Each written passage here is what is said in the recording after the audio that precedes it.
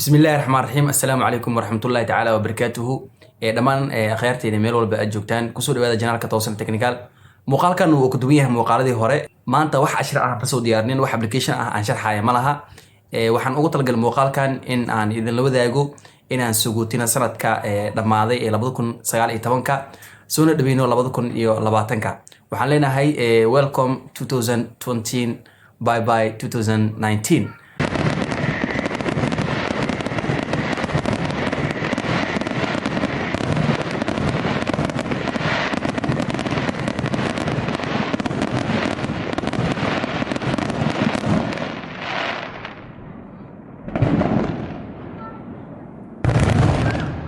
dhammaan akhyaarteyda waxaan rabaa in laba talo inaan kasoo jeediyo halkan talooyinkaygu waxay yihiin haddii aa ahayd qof 2019 u qorshaysnaa in barnaamij uu sameeyo oo haddana sameeyey laakiin wixiisa haafi u marayaan 2020 way imaatay ayadana waxaa dhamaystiri kartaa hadafyadii aan soo diyaarin jirtay wixii hore u wadi jirtay hore u wad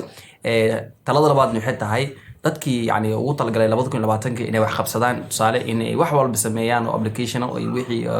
qorshe barnaamij waxay u talagaleen inay sameeyaan ayagana inay meeshka amba qaadaan 2020 ma aha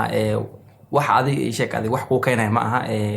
waa fursad kale oo hadan ay haysatid ina 2020 marka lugta gelisid wax badan hadaf badan ay gaartid ina meel xariiqatid qofku waxa loo baahan yahay dhalinyarada ah in uu meel xariiqdo hadaf inuu xariiqdo